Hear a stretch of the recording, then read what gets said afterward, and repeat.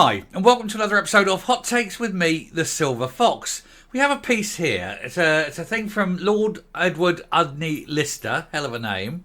And he's saying that a lot of what Nicola Sturgeon did and the decisions she made were done deliberately differently from what was done in England. Not because she thought that she had better advice or different advice, but simply because it was different. And then she could use those differences, that differential between what's happening in England and Scotland, to help push the independence cause. Look at us. We're going harder, faster, deeper because I care about you more. The English leaders don't care about them, but I care about you. And of course, it was nothing to do with that. It was all to build up this big, vast, rifting difference between the two countries so that she could use that as a crowbar to try and crowbar Scotland away from England. And of course, this ultimately costed more lives. We saw the thing the other day where her decisions were worse than the decisions made in England, and it ended up costing more lives. Not in terms of sheer numbers, but in terms of percentages. It was a greater percentage of people died in Scotland than died in England because of these, or probably because of these. Got to be careful what I say. Probably because of these differences. So we'll take a look at this to see why she politicised it. We know why, but see exactly what there was and the story behind it, and all the frustration, of course, that was caused by it, because Boris wanted to have a sort of a single nation approach. And that's the last thing she would have wanted. Anyway, here goes.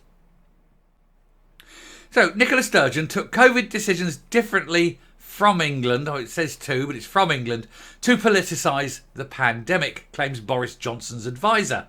Lord Edward Udny-Lister was one of the former Prime Minister's senior aides and described how there was a lot of frustration within Downing Street about the actions of the former First Minister during the COVID pandemic, because they all agreed on a certain course of action. She ran out and did complete different things because look at her, she's better, she loves her people more, without any kind of scientific backing. There was no consensus or anything like that, but she just had to be different. So Nicola Sturgeon has been accused of making decisions during the COVID pandemic just to be different from England and in order to politicise the pandemic. The former First Minister, see, they put from, different from, because it is different from. The former First Minister has faced growing criticism over how she handled the virus after being lauded as a saviour throughout the time period. Oh yes, look at her, she's saving the people. The new Messiah, come to lift Scotland out of this mire that she's caused. In bombshell evidence from the senior Boris aide, she is alleged to have put Scotland on a different path to their counterparts south of the border, purely for political reasons. Lord Edward Udny-Lister also shed more light on the fractured relationship between the SNP leader and Boris Johnson. She couldn't abide him. He didn't like her. He was infinitely more powerful than her. She was basically the First Minister of Scotland. He was the Prime Minister of the entire United Kingdom. Boris made the mistake, said it before, Boris made the mistake of allowing her to control this. He should have just done it as a state of emergency, run it from a Cobra meeting and overrun everything she wanted to do. It would have cut the knees from her.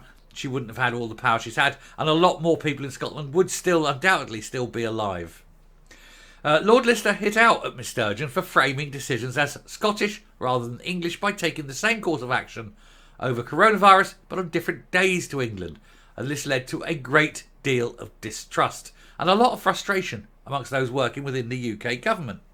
Well, they brought it amongst themselves, the UK government. Like I say, they should have just done this as a national emergency and just thrown her out the loop.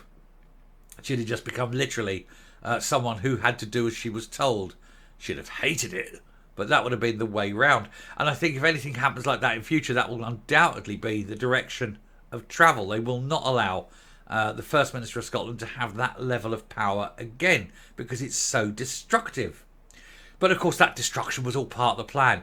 It had to be different, had to push. And we can use the deaths of thousands of people as a crowbar for independence. That's the thinking. That's quite literally what that psychopathic woman thought.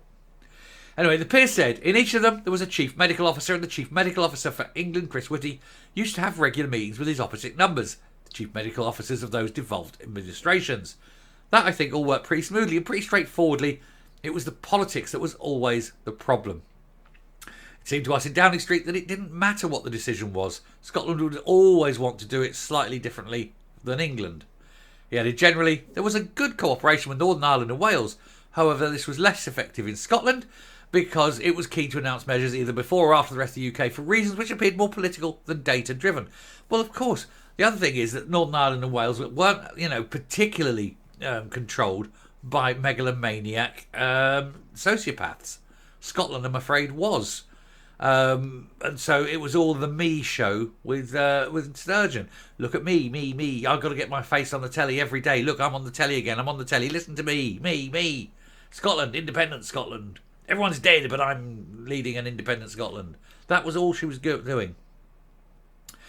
Miss Sturgeon held daily briefings in Scotland during the pandemic where she announced COVID figures and discussed restrictions. It helped boost her popularity massively, with the SNP pinning their election hopes on her frequent TV time. Actually, she annoyed the shit out of a lot of people, of course. Lord Lister said this had made things fairly tense between the Scottish and UK governments. He added, every decision that was taken, Scotland always went slightly differently in timing to the rest. There was always a desire for it to be a Scottish decision, not an English decision, and it was always the same decision, but it would happen 2 days earlier, 2 days later, or whatever.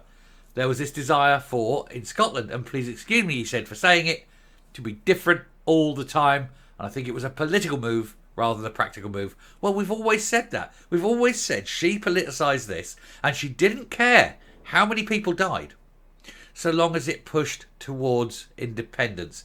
She considered that the deaths of Scottish people was a price worth paying to achieve her aim of dividing the nation, of ripping Scotland away from the United Kingdom, to crown herself Queen Nicola I and lead an independent Scotland down the path of dictatorship with her at the helm. On the relationship between Mr. Johnson and Miss Sturgeon, the peer added, I think there was a constant feeling by him that whatever he was going to say, they, the Scottish Government, were going to play politics with it and do something slightly different. And that's what happened time after time. He said, I think there was a real desire by the Scottish Government to always show they were not doing the same as England, and that they were running a different operation in Scotland, and that they were, in their view, doing things better. Well, we know because we've seen the statistics. We had that Cambridge professor the other day showing the statistical result of doing it differently meant that there was a higher death rate in Scotland than in England. So undoubtedly, from statistic analysis, the decisions she made ended up costing more lives than it would have done had she not made those decisions. People dead because of decisions made for political reasons. That's not a good look, is it? It's not a good look.